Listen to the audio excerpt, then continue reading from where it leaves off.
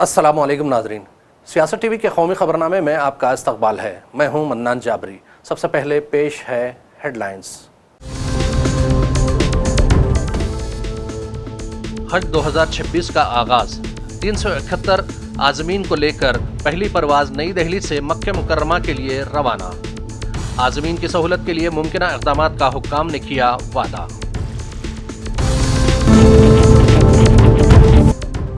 मुल्क ने देख लिया, इंडिया ने रोक दिया। आइन तरमीमी बिल की लोकसभा में नाकामी के बाद राहुल गांधी का तबसरा। कहा, खवातीन के नाम पर आइन तोड़ने की साजिश को नाकाम बना दिया गया।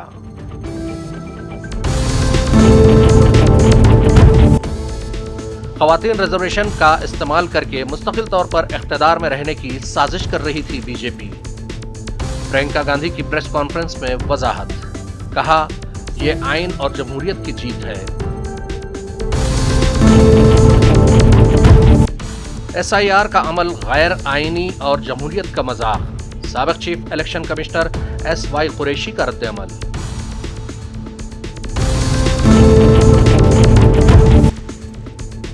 और कश्मीरी अलहदगी पसंद लीडर शब्बीर शाह 30 साल पुराने केस में दिल्ली में गिरफ्तार।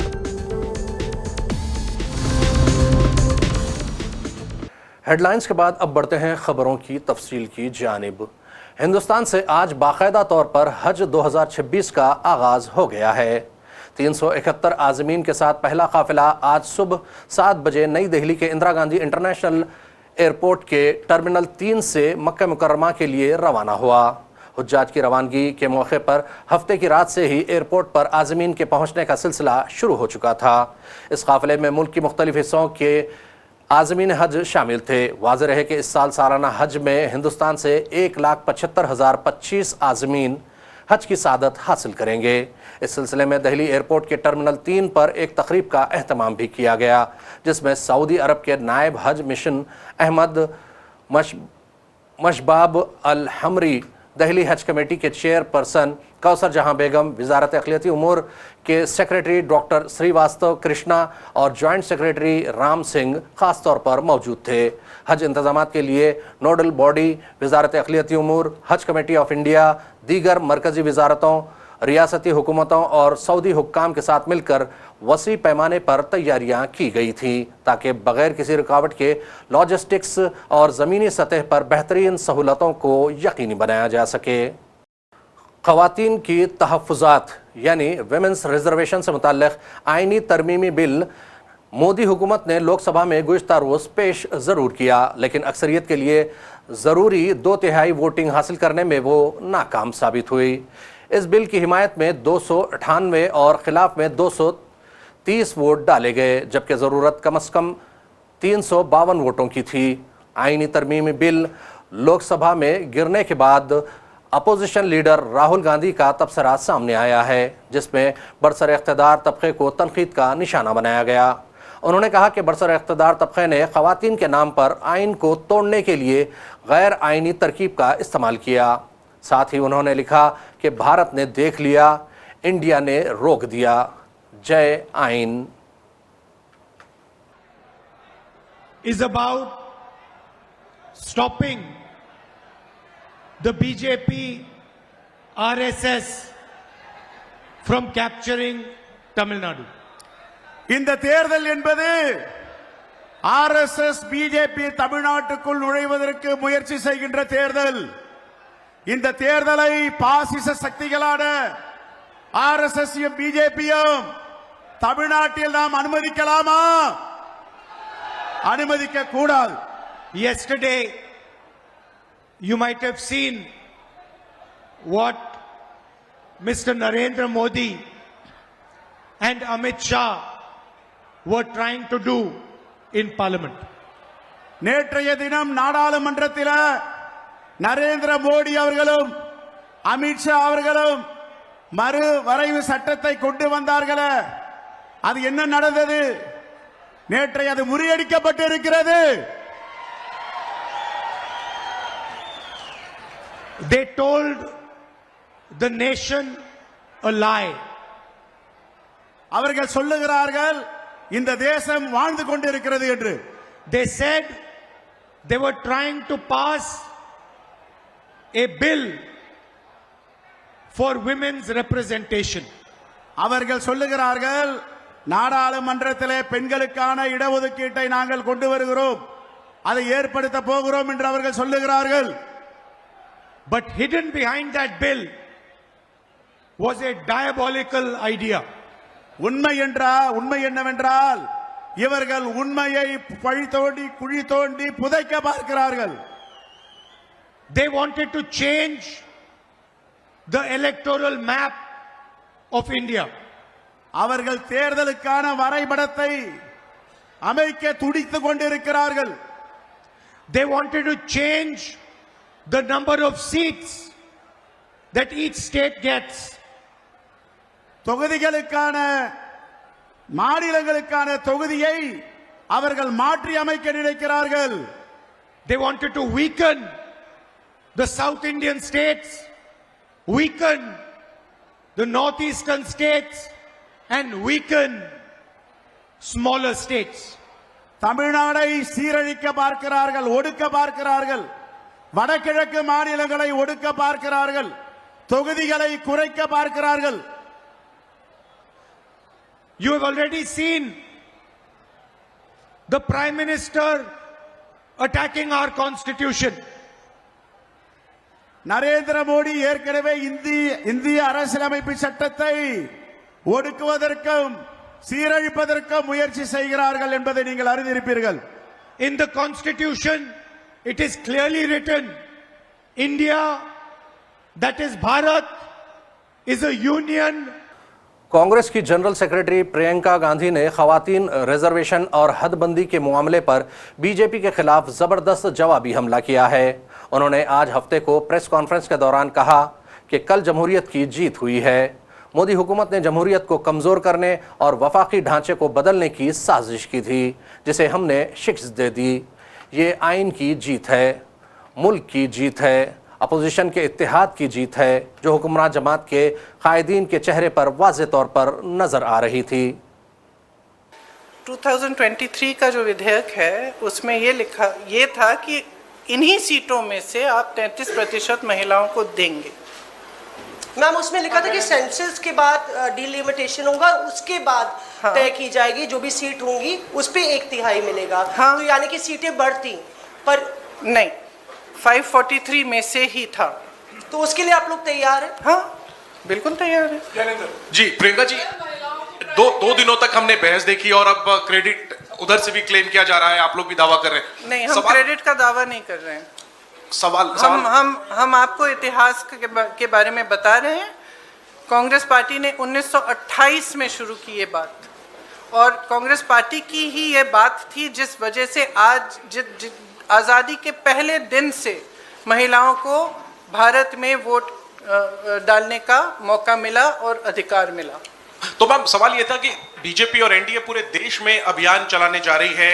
आपने देखा कि कल शाम को प्रदर्शन हुए, देश भर में प्रदर्शन हमने देखा बीजेपी की तरफ से, और ये दिखाने की कोशिश है कि महिला विरोधी है कांग्रेस और इंडिया अलायंस। इसकी काट में आप लोगों की तरफ से क्या कोई अभियान चला जाएगा, क्या रणनीति होगी कांग्रेस की और इंडिया अलायंस की इसकी काट के लिए? जो बात आप अब कह रही है वो देश के आम लोगों तक कैसे ले जाएंगी? देखिए, जैसे मैंने कहा, देश की जनता जो है उसमें बहुत ही ज़्यादा विवेक है। अगर इनको अभियान करना है पूरे देश भर में, खुलकर करें। लेकिन आज देश उस परिस्थिति में नहीं है जो 12 साल पहले था, और शायद कभी कभी ये होता है कि जब सत्ता बढ़ जाती है लोग सच्चाई नहीं बताते हैं नेताओं को। तो इस पूरे ये जो पूरा पिछले 2-3 दिनों में हुआ, इससे कुछ हद तक ये भी दिख रहा है कि ये समझ नहीं पा रहे हैं कि आज भारत बदल गया है। भारत की जनता देख रही है, समझ रही है कि मीडियाबाजी, पीआर बाजी, ये बड़े बड़े अभियान, इतना सारा पैसा डाला जाता है इसमें, ये चल नहीं रहा है। ये अब चल नहीं रहा है। कल बार बार अमित शाह जी कह रहे थे, आदरणीय अमित शाह जी कह रहे थे कि हमारी बातों पर भरोसा करिए। कोई भरोसा। साबिक chief election commissioner SY Qureshi ने मुल्क भर में जारी वोटर फहरिस्तों की तफसीली नज़रसानी यानी SIR के अमल पर संगीन सवालात उठाते हुए उसे गैर आइनी और अवाम के खिलाफ एक साजिश करार दिया है। इंसानी हुकूक़ की तंजीम जन हस्तक्षेप की जानिब से पहले यहां प्रेस क्लब ऑफ इंडिया में एक सेमिनार से खिताब करते हुए SY कुरैशी ने कहा कि यह अमल वोटर लिस्ट और इंतखाबी क़वानीन के बुनियादी उसूलों के ख़िलाफ़ है। मिस्टर कुरैशी ने वाज़ेह किया कि वोटर लिस्ट में नाम होना और वोट का हक़ शहरियों का आइनी हक़ है। ये हुकूमत या इलेक्शन कमीशन की कोई मेहरबानी या खैरात नहीं है। उन्होंने इल्ज़ाम लगाया कि SIR का पूरा अमल गैर शफ़ाफ है और इसके ज़रिए शहरियों को हिरासा किया जा रहा है। उन्होंने तजवीज़ दी कि चूँकि मगरबी बंगाल में वोटर फहरिस्त अधूरी और नाक़िस है, इसलिए वहाँ पुरानी फहरिस्तों की बुनियाद पर ही पोलिंग कराई जानी चाहिए। मुल्क के 1 करोड़ से ज़ायद मरकज़ी मुलाजिमीन और पेंशनर्स का इंतज़ार आज हफ्ते को ख़त्म हुआ। काबीना ने हफ्ते को मरकज़ी हुकूमत के मुलाजिमीन और पेंशनर्स के लिए महंगाई भत्ता यानी DA में 2% इजाफे को मंजूरी दे दी है। अब मरकज़ी मुलाजिमीन का महंगाई भत्ता और पेंशन 58% से बढ़कर 60% हो जाएगा। मरकज़ी मुलाजिमीन काफ़ी दिनों से महंगाई भत्ते का इंतज़ार कर रहे थे। जनवरी से नाफिज होने वाले इस भत्ते का इंतज़ार मार्च के आगाज़ से ही किया जा रहा था। हुकूमत आम तौर पर जनवरी में होने वाले इजाफे का ऐलान मार्च में कर देती है, लेकिन इस बार यह ऐलान निस्फ अप्रैल गुजरने के बाद हुआ है। लोकसभा के बजट इजलास के हफ्ते को ख़त्म होने के साथ ही ऐवान की कार्रवाई गैर मुय्यना मुद्दत के लिए मुलतवी कर दी गई। स्पीकर ओम बिरला ने कार्रवाई गैर मुय्यना मुद्दत तक के लिए मुलतवी किए जाने से पहले कहा कि 18वीं लोकसभा के 7वें इजलास का 28 जनवरी को आगाज़ हुआ था। सदर जमहूरिया द्रौपदी मुर्मू ने 28 जनवरी को ही दोनों ऐवानों के मुश्तरका इजलास से खिताब किया था। इजलास में 31 नशिस्तें हुईं और इसमें 151 घंटे और 42 मिनट काम हुआ। ऐवान की कार्रवाई गैर मुय्यना मुद्दत तक के लिए मुलतवी किए जाने से एक दिन पहले आइन 131वीं तरमीम बिल ज़रूरी अक्सरियत ना मिलने की वजह से मंजूर ना हो सका। इस दौरान राज्यसभा की कार्रवाई भी गैर मुय्यना मुद्दत के लिए मुलतवी कर दी गई।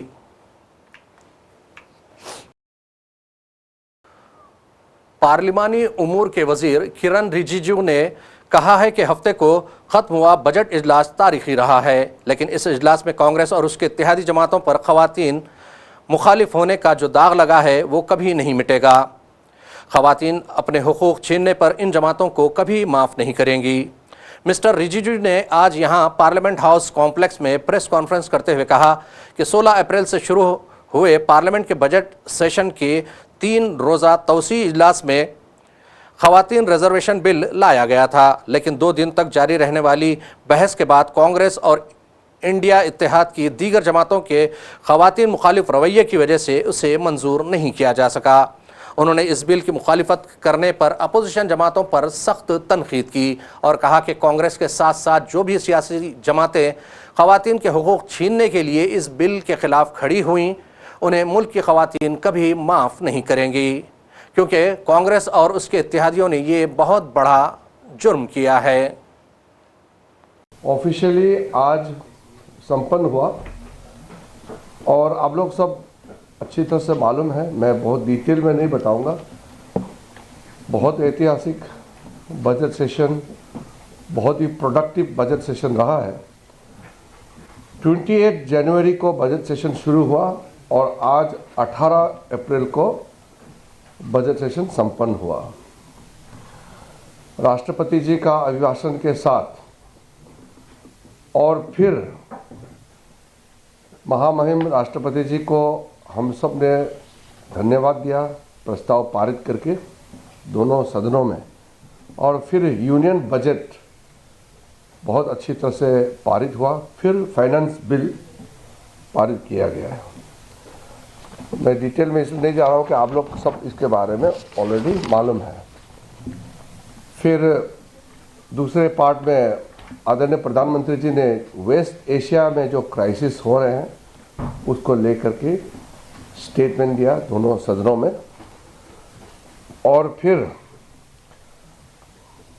बजट सेशन को एक्सटेंड किया गया 3 दिनों के लिए 16, 17, 18 अप्रैल, और ये 3 दिन स्पेशल सिटिंग जो एक्सटेंशन किया गया है वुमेन रिजर्वेशन को लेकर के नारी शक्ति वंदन अधिनियम और डिलिमिटेशन अमेंडमेंट बिल पेश किया गया था, जो हमारे पास संख्या तो है बहुमत, लेकिन संविधान संशोधन के लिए जो 2/3 बहुमत चाहिए वो प्राप्त नहीं हो पाया। इसलिए ये बिल पारित नहीं हो पाया। बाकी जितना भी सरकारी बिल्स थे सब पारित हुआ और एक अच्छा उपलब्धि ये हुआ कि लेफ्ट विंग एक्सट्रीमिज्म को समाप्त करने का भारत सरकार का आदरणीय प्रधानमंत्री जी का संकल्प वो लगभग पूरा हुआ है। आदरणीय गृह मंत्री जी ने हुकूमत ने अवाम को बड़ी राहत देते हुए इस बात का ऐलान किया है कि डीजल, पेट्रोल और एलपीजी की सप्लाई पहले की तरह बहाल कर दी गई और अब सप्लाई में कोई रुकावट नहीं होगी। हुक्काम का कहना है कि गैस की बुकिंग के लिए 25 दिन के वक्फे को भी खत्म किया जा रहा है।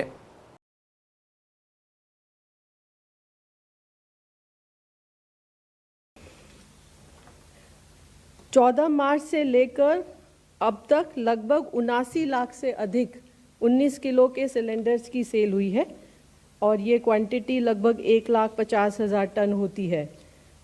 इसके अलावा ऑटो एलपीजी के संबंध में भी मैं बताना चाहूँगी कि फरवरी के महीने में public sector oil marketing companies के द्वारा 177 ton per day auto LPG की सेल होती थी, जो अब अप्रैल में लगभग 296 टन पर डे है। ये बेसिकली इसलिए है कि बहुत सारा जो प्राइवेट जो कंपनीज थी सेल करती थी उनका भी share public sector oil marketing companies पर शेयर शिफ्ट हुआ है और public sector oil marketing company का सेल में लगभग 67% का इंक्रीज़ है। अगर स्टेट्स वाइज देखें तो कर्नाटका, तमिलनाडु, तेलंगाना, राजस्थान और वेस्ट बंगाल में ऑटो एलपीजी के सेल में काफ़ी बढ़ोतरी देखी जा रही है। 5 किलो के सिलेंडर में के संबंध में मैं बताना चाहूँगी कि जैसा आप जानते हैं कि इसकी संख्या काफ़ी इंक्रीज़ की जा चुकी है। कल तक लगभग 100 अवेयरनेस कैंप किए जा चुके हैं और इन कैंप्स में लगभग 80,000 5 किलो के सिलेंडर्स की सेल हुई है। इसके अलावा मैं आपको बताना चाहूँगी कि 23 मार्च से लेकर अब तक लगभग 16.5 लाख 5 किलो के सिलेंडर्स की सेल की जा चुकी है। पीएनजी नेटवर्क के संबंध में जैसा कि आप जानते हैं कि भारत सरकार का ये प्रयास रहा है कि पीएनजी नेटवर्क को एक्सपैंड किया जाए ताकि एलपीजी के ऊपर जो प्रेशर है वो भी कम हो और इसके अलावा पीएनजी अपने आप में एक बहुत ही एफिशिएंट फ्यूल है। इस संबंध में राज्य सरकारों से भी को लिखा गया, सेंट्रल गवर्नमेंट मिनिस्ट्रीज़ को भी पत्र लिखे गए और जिसके फलस्वरूप डीपीआईटी, पेसो, मॉर्थ वगैरह ने भी इंस्ट्रक्शन इशू की हैं और उन इंस्ट्रक्शंस के अकॉर्डिंग जितनी भी एप्लीकेशंस हैं उनको जल्दी डिस्पोजल के लिए कहा गया है। स्टेट गवर्नमेंट्स को भी रिक्वेस्ट किया गया है कि जितनी भी पेंडिंग एप्लीकेशंस हैं उनको डीम्ड अप्रूवल दें। इस संबंध में मैं ये बताना चाहूँगी कि ministry of forest, environment, forest and climate change ने भी एक ऑर्डर इशू किया है 7/4/2026 को और इसके द्वारा जो भी एप्लीकेशंस पेंडिंग है फॉर कंसेंट टू एस्टैब्लिश या कंसेंट टू ऑपरेट, ऐसी सभी एप्लीकेशंस को 15 दिन के अंदर डिस्पोज करने के लिए कहा गया है। मैं आपको ये भी बताना चाहूँगी कि सीजीडी से संबंधित जो पाइपलाइन है वो ग्रीन कैटेगरी में होती है और जो फ्यूल डिस्पेंसिंग यूनिट्स हैं वो वाइट कैटेगरी के में आती हैं और वाइट कैटेगरी में होने के कारण उनको कंसेंट टू एस्टैब्लिश या consent to operate under relevant laws लेने की आवश्यकता नहीं होती है। मशहूर क्रिकेटर और तेलंगाना के वजीर मोहम्मद अजहरुद्दीन मगरबी बंगाल में इंतखाबी मुहिम में सरगर्म हो चुके हैं। आज उन्होंने बरहामपुर में अधीर रंजन चौधरी के लिए इंतखाबी मुहिम चलाई। याद रहे कि मगरबी बंगाल में 2 मरहलों में यानी 23 और 29 अप्रैल को पोलिंग होगी।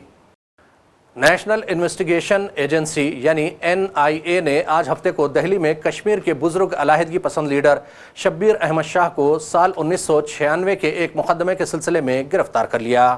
यह मुकदमा जम्मू कश्मीर में दर्ज है। गौरतलब है कि शब्बीर शाह को इस साल मार्च ही में NIA के एक मामले में सुप्रीम कोर्ट से जमानत मिली थी, लेकिन जमानत में बगैर कोर्ट इजाज़त के दिल्ली से बाहर जाने की ममानियत थी। शब्बीर शाह को जुमे की शाम पटियाला हाउस कोर्ट में पेश किया गया। अदालत ने एजेंसी को 3 दिन का ट्रांजिट रिमांड दिया, जिसके तहत उन्हें मजीद कार्रवाई के लिए जम्मू कश्मीर ले जाया गया। हुक्काम ने बताया कि शब्बीर शाह को हवाई जहाज़ के जरिए यूनियन टेरिटरी मुंतकिल किया जाएगा और पीर के रोज़ मुकामी अदालत में उन्हें पेश किया जाएगा। अलहदगी पसंद लीडर के अहल खाना ने गिरफ्तारी की तस्दीक करते हुए कहा कि हमें कल ही अदालत में इस बात की इत्तला मिली, लेकिन हम उनसे बात नहीं कर पाए। और आखिर में फिर एक मरतबा नजर डालते हैं हेडलाइंस पर। हज 2026 का आगाज 371 आज़मीन को लेकर पहली परवाज नई दिल्ली से मक्के मुकर्रमा के लिए रवाना। आज़मीन की सहूलत के लिए मुमकिना इक़दामात का हुक्काम ने किया वादा।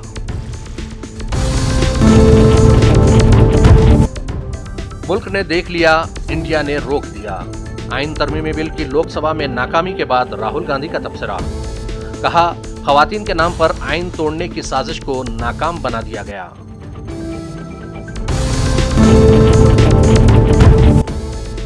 खवातीन रिजर्वेशन का इस्तेमाल करके मुस्तकिल तौर पर इख्तिदार में रहने की साजिश कर रही थी बीजेपी। प्रियंका गांधी की प्रेस कॉन्फ्रेंस में वजाहत। कहा, ये आइन और जमहूरियत की जीत है। SIR का अमल गैर आइनी और जमहूरियत का मजाक। साबिक chief election commissioner SY Qureshi का रद्द-ए-अमल।